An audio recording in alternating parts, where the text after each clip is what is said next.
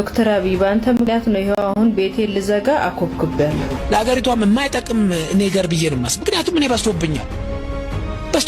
ብልጽግና ዓላማው አንድ ነው፣ ፕሮፐርቲ እንዲኖር አይፈልግም።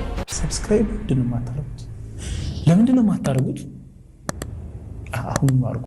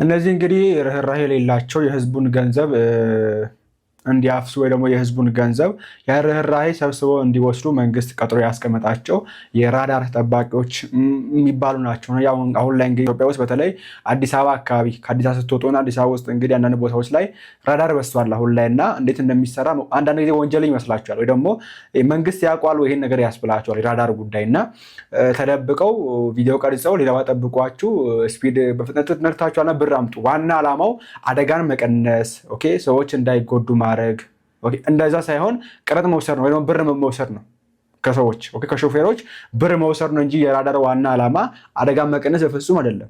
አደጋን መቀነስ ቢሆን ኖሮ በግልጽ በህጋዊ መንገድ ላይ ቆማችሁ በትክክል ቀርጻችሁ በትክክል ገንዘብ ክፈል እዚህ ጋር ያለ ስፒድ ነርታል እዚህ ጋር ይሄን አስፈታል ማለት ይቻላል። ነገር ግን ለገንዘብ እንደሆነ የምታውቁት ወይ ደግሞ ዓላማቸው አደጋን መቀነስ እንዳልሆነ የምታውቁት ተደብቆ ነው የሚገልጹት። ዘርፍ ለፊት ጠብቆ ይሄን አምጡ ይባላሉ። ያለ ጥፋትም ልትቀጥ ይችላል እንደምትምለውበት እንግዲህ እዛ ተቀጥቻለሁ እዚህ ምን ትቀጡኛላችሁ ምን ማለት ነው እያለ እንግዲህ ይሄ ግለሰብ አሁን ላይ በጣም የሚያሳዝነው ነገር እዚህ ብቻ ለሚቀጣው ሲሄድ ደግሞ ጫካ ውስጥ አፋኖች አፍነውት ያስከፍሉታል ወይ ይገሉታል ወይ መኪናውን ይወስዱበታል ወይ ታግተው ብር ቤተሰቦቹ ብር ከፍለው ነው የሚያወጡት። ይሄ ሰው አዲስ አበባ ውስጥ በዚህ ተሰቃይቶ ይወጣል። ከአዲስ አበባ ከወጣ በኋላ ደግሞ ትንሽ ወደ ሞጆ አለፍ ሲል እዛው ይታገታልና በዚህ መንገድ ነው እንግዲህ ይሄ ቪዲዮ ብዙዎችን ያነጋገረ ይገኛል። ይሄ ብቻ አይደለም ባይዘው ይሄንን ተመልከቱ።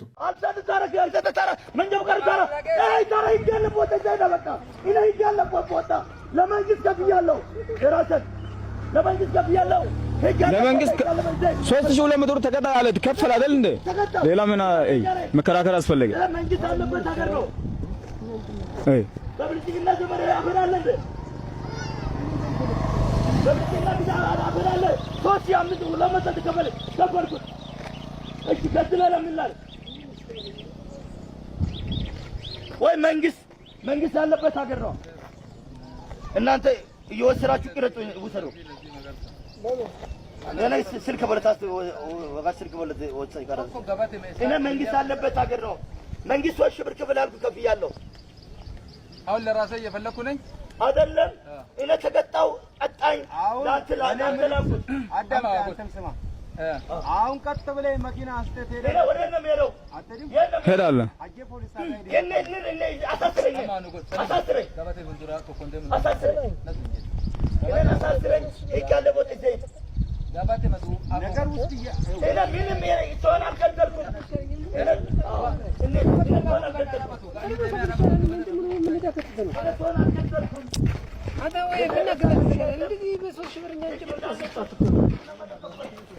ይሄ ነው እንግዲህ 3000 ምናምን ብር ከፍሎ እስቲ አሁን ጨምረ ክፈል ነው እና አሁን በተለይ ከአዲስ አበባ ወደ ሐዋሳ ለቅዱስ ገብርኤል በዓል እየሄዳችሁ ያሉ ሰዎች ይሄን ነገር አስተውላችኋል ብዬ አስባለሁ። ትራፊክ በየቦታው ይቆማል። በተለይ ከፈጣን መንገድ እንደወጣችሁ በየቦታው ቦርጩን ፊት ለፊት ተክሎ ይቆምላችኋል። ያለ ብር አታልፉም። የቤት መኪና ያዛችሁ፣ የህዝብ መኪና ያዛችሁ፣ የትኛውንም መኪና ያዙ ብቻ የከፈላችሁ ነው የምታልፉት። ይሄን ነገር የደረሰበት ነው የሚያውቀውና በዛ መንገድ የሚመላለስ ሰው ነው የሚያውቀውና በዚህ መንገድ እንግዲህ አሁንም ጨምረ ክፈል ካልሆነ አንሰማ ርህራሄም የላቸውም። ኦኬ እዛም ከፍሏል እንዴ ብሎ እንደ ዜጋ ልጁን አይተውት ርህራሄም የላቸውም። እንደምትመራው በዚህ መንገድ ነው ህዝቡ የሚለምናቸው። በዚህ ዘመን እንደዚህ ነገር ለብሩ የሚሰሩት መንግስት የለም ወይ ብሎ በዚህ መንገድ እስኪማጸን ድረስ ይሄንም ስሙት። እንኳን ደስ ያላችሁ ገቢዎች፣ እንኳን ደስ ያላችሁ። ጠዋት ተደውሎ ባለቤቱ ቁልፍ አምጣ አለኝ። እኔ ደግሞ የምን ቁልፍ ነው ምናምን ብዬ እጠብቃለሁ። አይ መኪናውን አምጣና አቁመው ቁልፉን ለስጥ አለኝ። ምን ተፈጠረ ጋሼ? ክፍለ ሀገር ለቅሶ ገጠመ? አይ ለቅሶማ እዚሁ ልቀመጥ ነው አለኝ። እዚሁ ልቀመጥ ነው። ሌሊት ለውሃ ሽንት ስነሳ ገቢዎች መርዶ በሜሴጅ ነገሩኝ። ከአምና 3 እጥፍ አለኝ። ከአምና 3 እጥፍ። ያንጎ ተመዝግበሃል እንዴ አንተ ልጅ? ያንጎ እኔ ሳላውቅ ተመዝግበሃል እንዴ? እነሱ ናቸው እኮ በወር 200,000 ብር እንሰራለን ያሉት። አንተ አልተመዘገብክ። እንዴት ነው ይሄን ያህል አመታዊ ግብር ከአምናው በ3 እጥፍ ልከፍል ገቢዎች ሜሴጅ የሚልኩልኛል? አረ ያላንተ ፈቃድ እንዴት አድርጌ ነው እኔ የምመዘገበው ምናምን? አይ እነሱ እንደው እንዲህ ብለው እንግዲህ ማስታወቂያ ሰርተዋል። ሹፌሮቹም እንሰራለን ብለዋል። እነሱ ነው መክፈል ያለባቸው ያንጎ የተመዘገቡት። እንዴ በዚህ በኩል መቆሚያ አጥቻለሁ ብለህ እየጮህክ፣ በዚህ በኩል መቆሚያ በማጣቴ ምክንያት ትራፊክ ማኔጅመንት ትራንስፖርት ቢሮ ተቆጣጣሪዎች በክስ አስክረውኛል እያልክ ከንቲባዋ መቆሚያ ፈቃድ እየጠየካቸው እና እንዴት ሆኖ ነው አለ። እኔ አሁን ግራ ገብቶኛል። እኔ እንደው ምንድነው ለማንነው አቤት የሚባለው? እንዴትስ ነው መኖርስ የሚቻለው? ወገን በ30 አሁን የቤት ክራይ አለብኝ። ምንድነው አሁን እስቲ እንደው ምንድነው ወገን ምንድነው? ይሄ እንግዲህ አይ ቲንክ ሲመስለኝ የመንግስት ዓላማ አሁን ላይ ወጣቱ ስራን እንዲሰራ አይፈልግም ሲመስለኝ። እንደዛ ነው የሚመስለው።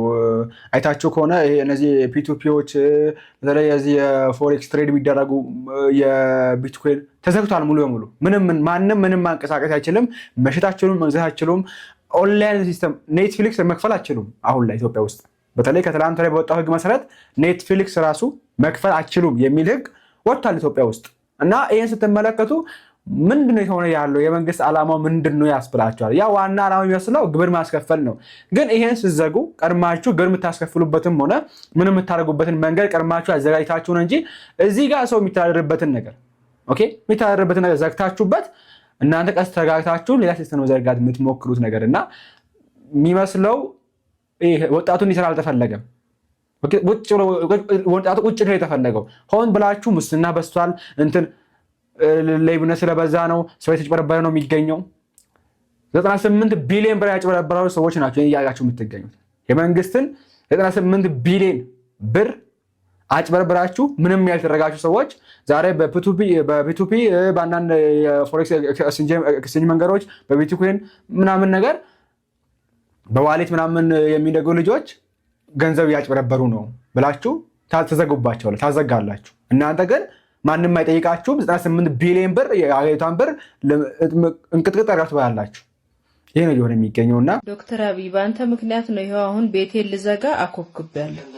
አምና 18000 የከፈልኩትን ግብር ዘንድሮ ይሄው 42000 ሆኖ መጣ። በዚህ ሁኔታ እጥፍ እየጨመረ እንዴት አድርገን ነው ስራ የምንሰራው? እንግዲህ ሱቄን ልዘጋ ነው። ምንም ማድረግ አልችልም። ምክንያቱም በዚህ ሁኔታ መስራት ስለማልችል ሱቄን ልዘጋ ነው በቃ በግብር ምክንያት። ቤት ውስጥ ቁጭ ብዬ ኦንላይን ብሰራ ይሻለኛል። ግብር የለብኝ፣ ቤት ክራይ የለብኝ፣ ምን የለብኝ። ምን ቦጣኝ እንዴ? ምን ቦጣኝ? ምን ነው በገዛ ሀገራችን እንዲ ተማረን ስራ ምን ሰራው? ለምን ጥንቅር ብሎ አይቀርም? አረ ቤት ለቤት ለምን ተሸክሜ አልዞርም? በቃ በአንተ ምክንያት ይኸው ቤቴን ዘግቻለሁ። ይሄን ነው የምላችሁና ከዚህ ጋር ተያይዞ እንግዲህ በግብሩ ጉዳይ ላይ በነገራችን ላይ ኢትዮጵያ ውስጥ አሁን ላይ ያልቻለው ትናንትም ቤትላንት ወዲያም ብየዋለሁ ድሃ ብቻ አይደለም ወይ ደግሞ አቅማቸው መካከለኛ የሚባል አካል ባይኖርም ድሃው ብቻ ወይ ደግሞ አቅመ ደካማው ብቻ ሳይሆን ያልቻሉ ሀብታሞችም አልቻሉትም። ኃይሌ ገብረስላሴ እንዲህ ብሎ ነበር። አንዳንድ ጊዜ ሰዎች ሄደው ውጪ ድረስ ሄደው ማጥናት መቻል አለባቸው። እኔ የፕሮፐርቲ ታክስ ጉዳይ አሁን ከተነሳ በጣም ብዙ ለሀገሪቷም የማይጠቅም ነገር ብዬ ነው የማስበው። ምክንያቱም እኔ በዝቶብኛል። ፕሮፐርቲ ታክስ ከፍል የነበረው 20 ምናምን ሺህ 30 ምናምን ሺህ አሁን በሚሊዮን ደረጃ ስትጠየቅ በ2 በ3 ሚሊዮን ስትጠየቅ ወደ ምንድነው የሚያመጣው? አሁን እኔ ልሽጥም ብል ህንፃውን የሚገዛኝ የለም። ያም እንደኔው ችግር ውስጥ ሊገባ ነው። ልሽጥ ደግሞ ስትል ምንድነው ስም ማዛወሪያም ሌላ ሆኗል አሉ ታሪኩ። እና አሁን ብዙ አልሚዎች በአሁኑ ሰዓት ስታክ አድርገዋል ይመስለኛል፣ እየሸጡ አይደለም። ይሄ ነገር እንደው አንድ ሰው ስራ ከመስራቱ በፊት ፖሊሲ is the most important part ነው። አንተ ጠዋት ማታ የምትቀይረው ነገር መሆን የለበትም። ፖሊሲ ስትቀይር በዛ እንትን ውስጥ ያሉ ብዙ ሰዎች ዳሜጅ የሚያደርጉ ኦፍ ኮርስ አድቫንቴጅ የሚጠቀሙ አሉ፣ የስ ይኖራሉ፣ ግን በጣም ጥቂቶች ናቸው። በአብዛኛው ግን ፖሊሲ አንተ ኳልኩሌት አድርገህ ነው የምትመጣ። ለሚቀጥሉት 10 ዓመት 20 ዓመት ብለህ ትመጣና የሆነ ዓመት ላይ የሆነ ሳምባዲ መጥቶ ፖሊሲ እንዲቀርጫለሁ ብሎ ሲልክ ሁሉ ነገር ይጠፋል። ነው እንግዲህ ወጪ ለሰራችሁ ማጣን አለባችሁ። በዚህ ነገር ማድረግ የለባችሁም። እኔ መክፈል አልቻልኩም። ኃይሌ ገብረስላሴ ማለት ባይዘው እንደ ዓለም አቀፍ ኦልሞስት ወደ $500 ሚሊዮን ያንቀሳቅሳል ተብሎ በብዙ ጋዜጣዎች ላይ ስሙ የወጣ ሰውዬ ነው። በዓለም አቀፍ ደረጃ በሀብታሞች ተርታ የሚመደብ ነው ከሀገራችንም አልፎ። ነገር ግን አልቻልኩም ይላል ኃይሌ አልቻልኩም ካለ ኢማጂን እኛ እንዴት እንደምንኖር ሌሎቻችን እንዴት እየኖረ እንደሆነ አስቡት። እንግዲህ $500 ሚሊዮን የሚያንቀሳቅስ ብር አይደለም ባይዘው ዶላር ነው ያልኳቸው ነው። $500 ሚሊዮን የሚያንቀሳቅስ ሰውዬ እኔ አልቻልኩም የሚል ከሆነ ምን ይፈጠር እንግዲህ እናንተ ተጨዋለሁ። ይሄ ነገር ልክ ነው የኃይሌ ገብረስላሴ ንግግር የሚሉም አሉ፣ አይ ልክ አይደለም የሚሉም አሉ። እስቲ ወንድማችን ስሙት። በዝቶብኛል ፕሮፐርቲ ታክስ ከፍል የነበረው ኃይሌ የእውነት በጣም የዋህ እንደሆነ ያለው ማለት ውጭ ሄደው ማጥናት አለባቸው ፕሮፐርቲ ታክስን በተመለከተ ምናምን። ብልጽግና ዓላማው አንድ ነው፣ ፕሮፐርቲ እንዲኖር አይፈልግም። ስለዚህ በጣም በተቻለው አቅም ዲስከሬጅ ያደርጋል። የቀበሌ ቤት ምናምን የተባሉትን በመንግስት ስር ያሉትን በግድ ይወስዳቸዋል። በግለሰብ ዘንድ የሆኑትን ደግሞ ያው መንግስት የህዝብና መሬት የመንግስትና የህዝብ ነው በሚል ከወያኔ በተወሰደ ሌጋሲ ይጠቀምና ይወስድብሃል። ዓላማው ምንድነው? አንተን ዲስከሬጅ አድርጎ አንተን አሳብዶ ዋጋህን በጣም ቀንሶ እንትን ትላለህ። የራሱን ዳይናስቲ እንትን ይላል። በሌላ አባባል ኢትዮጵያን ሸንሽኖ ይሸጣታል። እና ኃይሌ ገብረስላሴ ተማረኩኝ ምናምን ሲል የእውነት ነው ያሳዘነኝ፣ ከምሬ ነው ያሳዘነኝ። ፕሮፐርቲ ታክስ በጣም የሚያስቅ ነው። በጣም ኢትዮጵያ ውስጥ ቤትም ሀገር ተደርጎ የማይታወቅ ነው። ለምን ኢትዮጵያ አንተ አይደለችም። ኢትዮጵያ የማናቃቸው ሰዎች ነች። ብሔር ብሔረሰቦችና ህዝቦች የሚባሉ አሉ፣ የነሱ ነች። መስራት አልቻልንም አይደለም፣ ማሰብ አልቻልንም። አሁን የጠፋው ምን መሰላችሁ? ፊት ለፊት ተናግሮ 10 ሞት መጣ ሲሉት አንዱን ግባ በለው የሚል ነው የጠፋው።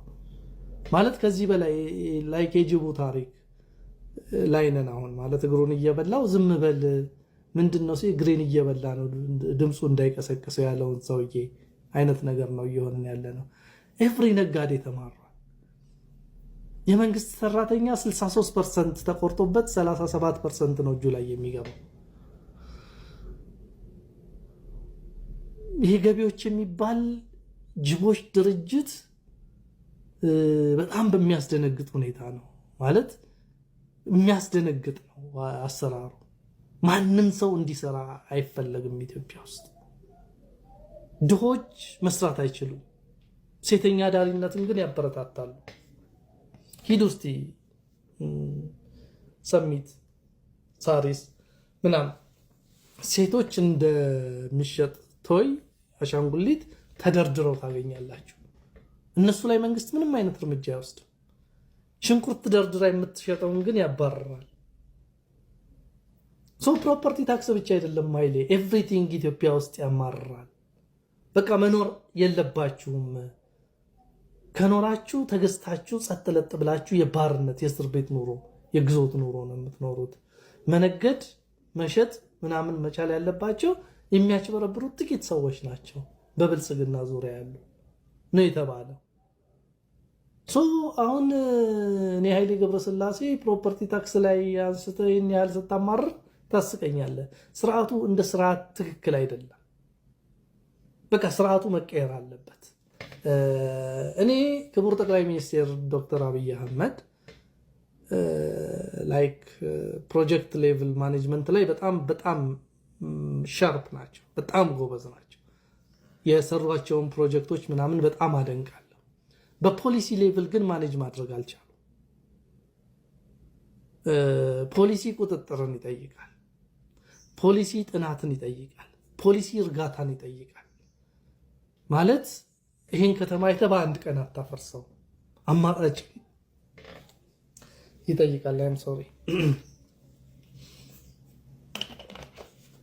የሰሯቸውን ነገሮች ሁሉ ዲመናይዝ እያደረኩኝ አይደለም። የሰሯቸው ትላልቅ ነገሮች አሉ። ነገር ግን በፖሊሲ ሌቭል ማስተዳደር ችለዋል ብዬ አላምንም። ይሄ የፕሮፐርቲ ታክስ ጉዳይ ከፖሊሲ ፌለራችን መካከል አንዱ ነው። የፕራዮሪቲ ጥያቄ ሲነሳ ያማቸዋል። ስለዚህ ማንሳት አንችልም። እንደ ሀገር እንደ ትሪዝን የሚቆጠረው ልክ ሀገር የከዳን የሚያስመስሉት። ስለዚህ ምንም ማለት አንችልም። እልህኛ ናቸው፣ መስማት አይወዱም እንጂ ብንሰማማ ብንከባበር ኖሮ ብዙ ምሁራን ኢትዮጵያውያኖች ነበሩ። ማድረግ ያለብንን ረጋ ብለን ተስማምተን ተከባብረን እናደርገው ነበረ እና ይሄ የፕሮፐርቲ ታክስ ጉዳይ አክቹዋሊ የሁሉም ታክስ ጉዳይ ነው። የፕሮፐርቲ ታክስ ብቻ አይደለም። የመንግስት የግፍ አንገፍግፍ ስትራቴጂ አንዱ አካል ነው ብዬ ነው የማስበው። ይህንን የምናገረው ናሽናል ዲያሎግ ላይ ስለሆነ ነው። ናሽናል ዲያሎግ ሲኖር ማንም ሰው ኦፌንድ አይሆንም። ይህ ነው እንግዲህ እና በዚህ መንገድ ሀሳቡን የሚደግፉ እሱ ብቻ አይደለም እንዲሆን ስርዓቱ ራሱ ልክ አይደለም ብለው የኃይሌን ሀሳብ ደግፎ የተናገሩ የሚገኙ አሉ። ፕሮፐርቲ በነገራችን ላይ አራተኛ አምስተኛ ግብር ነገር ነው። የግድግዳ ጣራ አለ፣ የምትሸጡት ነገር ግብር አለባችሁ፣ የግድግዳ ጣራ ተባሉ ትከፍላላችሁ። ይሄ አይ ቲንክ ወይ አራት ወይ ሶስተኛ ግብር አይነት ቢሆን ነው። ኦኬ አንድ ነጋዴ ወይ ደግሞ አንድ የራሱ ድርጅት ያለው ሰውዬ የራሱ የሚነግደው ነገር ያለው ሰውዬ ግድግዳና ጣራ ተብሎ ይከፍላል። የሚነግድበትን ነገር ግብር ይከፍላል። ሌላም ይሄ ፕሮፐርቲ ተባለ አሁን ላይ ደግሞ የመጣ አለ። ሌላም አራተኛ አምስተኛም አለ እና የሰራውን ሁሉ አዛር ለናስረከው ነው የሚሄደው። ባለፈው አይታችሁ ከሆነ ኢትዮጵያ ውስጥ ሱቅ ያለው ህዝቡ አሁን ላይ መስጠው ለራሳችሁ ሳይሆን ለአይኤምኤፍ ነው ሲነበው የሆነ ወጣትና እንደዛ ነው የሚመስለው፣ እውነትም ነው የሚመስለው። እና እናንተ በዚህ ጉዳይ ሀሳባችሁን አስቀምጡ። አይ ያለ ሀሳብ ልክ አይደለም፣ ግዴታ መከፋል አለበት፣ ይሄ ለኛው ጥቅም የሚሉም አሉ። በዚህ መንገድ ጤና ይስጥልኝ ወንድሞቼ እህቶቼ፣ እንደምናችሁ ያዲ ነኝ። ዛሬ አንድ ቪዲዮ አይቼ በጣም ስለገረመኝ ነው። ቪዲዮው ተመልከቱት፣ እዚህ ጋር ነው ያለው። እንግዲህ እዚህ ቪዲዮ ላይ እንደምታዩት ጀግናው ኃይሌ ገብረስላሴ በጣም የምንኮራበት ሀገራችንን ትልቅ ክብር ያመጣልን እኔ የፕሮፐርቲ ታክስ ጉዳይ አሁን ከተነሳ በጣም ብዙ ለሀገሪቷም የማይጠቅም ነገር ብዬ ነው የማስበው። ምክንያቱም እኔ በዝቶብኛል። ፕሮፐርቲ ታክስ ከፍል የነበረው 20 ምናምን ሺህ 30 ምናምን ሺህ አሁን በሚሊዮን ደረጃ ስትጠየቅ በ2 በ3 ሚሊዮን ስትጠየቅ ምንድን ነው የሚያመጣው? አሁን እኔ ልሽጥም ብል ህንፃውን የሚገዛኝ የለም። ያም እንደኔው ችግር ውስጥ ሊገባል። ልሽጥ ደግሞ ስትል ምንድነው ስም ማዛወሪያም ሌላ ሆኗል አሉ ታሪኩ። እና አሁን ብዙ አልሚዎች በአሁኑ ሰዓት ስታክ አድርገዋል ይመስለኛል፣ እየሸጡ አይደለም። ይሄ ነገር እንደው አንድ ሰው ስራ ከመስራቱ በፊት ፖሊሲ is the most important part ነው። አንተ ጠዋት ማታ የምትቀይረው ነገር መሆን የለበትም። ፖሊሲ ስትቀይር በዛ እንትን ውስጥ ያሉ ብዙ ሰዎች ዳሜጅ የሚያደርግ ኦፍ ኮርስ አድቫንቴጅ የሚጠቀሙ አሉ የስ ይኖራል ግን በጣም ጥቂቶች ናቸው አንድ ጊዜ ሰዎች ደውጭ ሯጭ ነው በእውነትም ያ የማይነካ የማይካድ ትልቅ የጀግና ቦታ በህይወታችን ውስጥ ያለው ሰው ሆኖ እናገኘዋለን ስለዚህ ያንን እዛ እናስቀምጠው ለጊዜው ምክንያቱም ከዚህ ጋር የሚያገናኘው ነገር የለም አሁን ኤክስፕሌን ለማድረግ ፈልጎ ስለ ቢዝነስ ነው ቢዝነስ ኢትዮጵያ በነበርኩኝ ጊዜ አሁን ብዙ ሰዎች ሳገኛቸው የገረመኝ ነገር ደሃዎች ሲጣጣሩ ሲሰሩ ሲታገሉ ተመስገን ሲሉ ነው ማየው በጣም ሲያለቃቅሱና ኮምፕሌን ሲያርጉ ሲበሳጩ ያገኘኋቸው ሀብታሞቹ ናቸው በጣም ያሳዝናል ትላልቅ እንጻ ትላልቅ ንብረት ይዘው በቃ ተበደልን ይሄ ሀገር ምትከም እንዴት የት ልንደርስ ነው ይላሉ ድሮ ምናቃቸው ሰዎች የነበራቸውን ፕሮፐርቲ የት እንደነበሩ ምን አይነት ሁኔታ ላይ እንደነበሩና አይ ቲንክ ዞር ብሎ ማየት ያቃታቸው ይመስለኛል ምክንያቱም አንድ ሰው በአንድ ሀገር ውስጥ ሲያድግ ሲደረጅ እዛ ሀገር ላይ የተደረገውን ነገር ቁም ነገር ብሎ መውሰድ አለበት እኔ አሁን እዚህ አሜሪካን ሀገር ስመጣ ምን ይዤ እንደመጣው ምን አይነት ሰው እንደነበርኩ አውቃለሁ አሁን እዚህ ባለሁበት ሁኔታ ላይ በጣም ብዙ ቢል በዛም ብዙ ታክስ ለልጆች ትምህርት ቤት ምናምን በከፍልም ሀገሪቷ ውስጥ የተሰጠኝን በረከት የተሰጠኝን መካነ ሁሉ ጊዜ አስተዋውሰዋለሁ ሁሉ ጊዜም ፓርቲን የራሴን የሚገባውን ነገር የመክፈል ኃላፊነት እንዳለብኝ አውቃለሁ ኡና ለመናገር ኃይሌ ገብረስላሴ በጣም ብዙ በረከቶች አግኝቷል ያን ያገኘው በራሱ ልፋት በራሱ ድካም ነው ይሄ ደግሞ መከበር መኩራት ያለበት ጉዳይ ነው ነገር ግን በሚሰራበት ቦታ ላይና ቢዝነስ የሚሰራበት ጊዜ ተገቢውን ግብር የመክፈል ግዴታ በዜግነት ደረጃ ሁሉም ሰው ይጠበቅበታል ያንን ደግሞ ማድረግ አለበት ያን ደግሞ በዛ ብሎ ኮምፕሌን ማድረግ መብቱም የራሱ መብት ነው ነገር ግን ትክክለኛ ቅሬታ ነው ወይ የሚለውን ለመዳሰስ የፈለኩት ነኝ ትክክለኛ ቅሬታ አይደለም ለመሰራችሁ ኃይሌ ገብረስላሴ ባሁኑ ሰዓት በጣም ብዙ ብር ያለው ሰውና በፎርብስ እና በኢንተርናሽናል ደረጃ እስከ $50 ሚሊዮን ኦን የሚያደርግ ሰው ተብሎ ይገመታል ኢትዮጵያ ውስጥ እንደምናውቀው ኢትዮጵያ ሪዞርት ወደ 10 ተለያዩ ሪዞርቶች ያሉትና በጣም ብዙ በቢሊየን ብር ደረጃ የሚደርስ ንብረት ያለው ሰው ነው ስለዚህ ድሮ ይከፍላቸው የነበረውን 2 እና 3 ሺህ ብሮች ረስቶ አሁን ወደ ሚሊዮን መሸጋገሩ ማወቅ አለበት ምክንያቱም ንብረቱም እያደገ የሚቀጥረውም ሰው እየበዛ ለሀገር መኮ ነገር እያደረገ እንደሚሄድ ማወቅ አለበት ይሄ ታክስ በዛብኝ አልቻልኩትም የሚለው አባባል ፐርሰናሊ የራሱ ቅሬታ ነው ነገሩ ግን እውነት ይሄ የሚደረገውና የከፈለው ህገወጥ ነው ወይ ወይም ያለ ጥናት ነው ወይ እውነት ውጭ ሀገር ሄደው ቢማሩ እነዚህ ሰዎች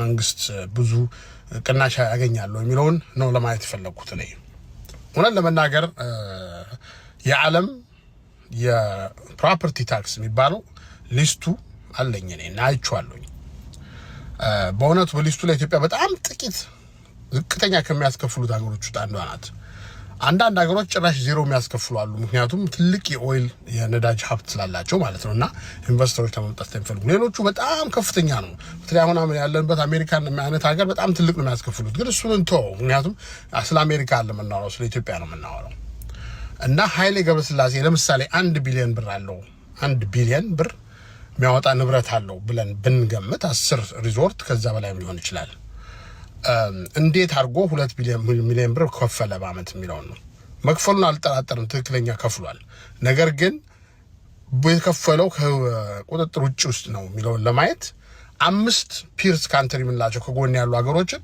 የፕሮፐርቲ ታክስ እና ተመን በዛ መሰረት ማካልኩሌት ማድረግ እንችላለን ለምሳሌ ከጎናችን ያለውን ኬንያን ብንመለከት በኬንያ ውስጥ 1.5% ፕሮፐርቲ ታክስ ነው ያለው 1.5 ስለዚህ 15 ሚሊዮን ብር ይከፍል ነበር በአመት ማለት ነው አሁን ባለው ሁኔታ 2 ሚሊዮን ሳይሆን 15 ሚሊዮን ብር ነበር የሚከፍሉ ኬንያ ቢሆን ኖሮ ሞሮኮ ላይ ቢሆን 7.5 ነው ኢንተረስት የፕሮፐርቲ ታክሳቸው ሞሮኮ ውስጥ የሚኖር ቢሆን ኖሮ 75 ሚሊዮን ኢትዮጵያን ብር ነበር የሚከፍለው በአመት ለፕሮፐርቲ ታክስ ብቻ ይሄ ቫት የሚባለው ቫልዩ አድድ ታክስ የሚባል ይሄ ፐርሰናል ኢንካም ታክስ ምናምን አይደለም ጀስት ፕሮፐርቲ ታክስ ነው ማለት ኢጂፕት ላይ ቢሆን ኖሮ 0.7% ነበር የሚከፍለው 7 ሚሊዮን ብር ነበር የሚከፍለው ኢንስቴድ ኦፍ 2 ሚሊዮን ብር እንደዚሁም ሳውት አፍሪካ ቢሆን ኖሮ 0.5 ወይም 5 ሚሊዮን ብር ከፍል ነበር።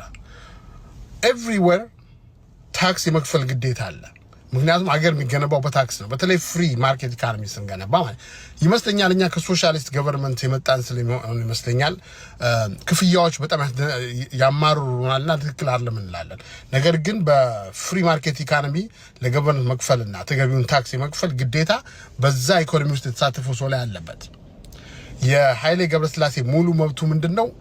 ፖሊስ ጠርቶ ፖሊስ ካልመጣ፣ ምክንያቱም ያ የፕሮፐርቲ ታክስ ከፋዎች የፖሊስን የእሳት አደጋን የትምህርት ቤትን የመንገድን የትራፊክን ሁሉን ነገር ነው የሚከፍሉት እና የነሱ ድምጽ ከሌላው ሰው የተለየ ነው። ምክንያቱም ክፍያው ላይ ስላሉ ማለት ነው። እነዚህ አይነት ነገሮች ላይ ኮምፕሌን ማድረግ ይችላል እንጂ ለምን ታክስ ከፈልኩኝ አልቻልኩትም ብሎ ማለት ተገቢ አይመስለኝም። አይ ቲንክ ባለው ሁኔታ ቀጥሎ ብዙ ሰው እየረዳ እንደሆነ አውቃለሁ፣ ብዙ ሰው እየቀጠለ እንደሆነ አውቃለሁ። ነገር ግን ታክስ ምን ከፍለው ለሁላችን ኮሌክቲቭ የሆነ ሀገር ስለሆነና እዛ ሀገር ላይ የሚሰራው ነገር ደግሞ ለህዝብ ተመልሶ ስለሚጠቅም ነው። ብዙ ለተሰጠው ሰው ብዙ ይጠበቃል ይባላል። ስለዚህ ነው። አመሰግናለሁ። ታንኪዩ